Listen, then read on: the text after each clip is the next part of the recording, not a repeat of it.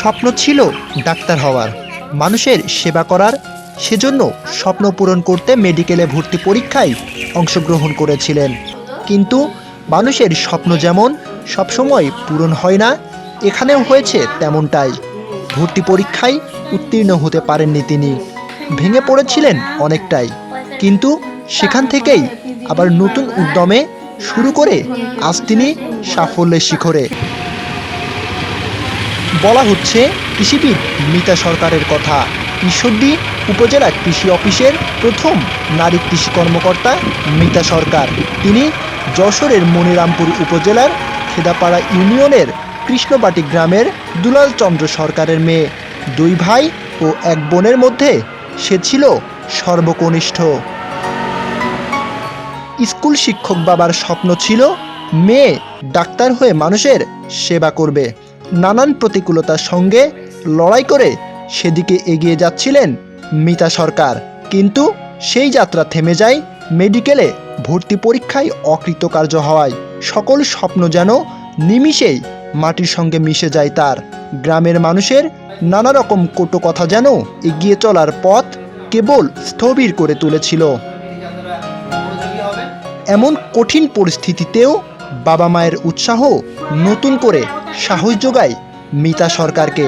সে সাহস নিয়ে নতুন উদ্যমে এগিয়ে চলা মিতা সরকার নিজেকে গড়ে তুলেছেন একজন সফল কৃষিবিদ হিসেবে।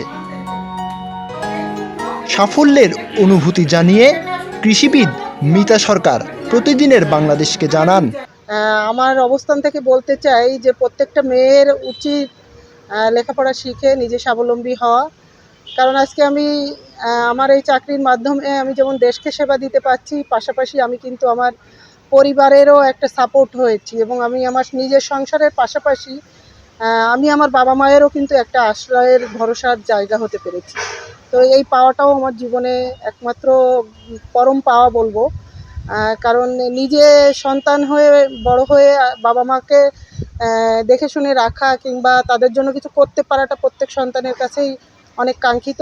নারীদের সাফল্য পেতে হলে কি করণীয়, এই প্রশ্নের জবাবে মিতা সরকার বলেন, আসলে আমাদের বর্তমান সমাজ ব্যবস্থায় মেয়েদের চলার পথ কিন্তু খুব বেশি সহজ পথ নয় এবং ছোটোবেলা থেকে আজ এই পর্যন্ত আসতে আমাদের আমি বলবো প্রত্যেকটা নারীকেই অনেক কঠিন পথ পাড়ি দিয়ে তাদের অবস্থানে আসতে হয় এবং এই অবস্থানে আসতে যে অনেক বন্ধুর পথে পাড়ি দিতে হয়। তবে একটি কথা বলবো, আসলে যে কোনো সফলতা অর্জনের পথ সেটা কখনোই সহজ হয় না। কঠিন পথ পাড়ি দিয়েই আসলে আলোর দেখা পাওয়া যায়।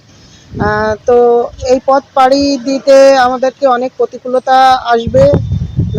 মেয়েদের আগানোর পথে সমাজ, পরিবার বিভিন্ন কিছু বাধা হয়ে আসতে পারে। তবে নিজের মনোবল এবং দৃঢ় ইচ্ছা শক্তি থাকলে আমি মনে করি কোনো বাধাই বাধা নয়।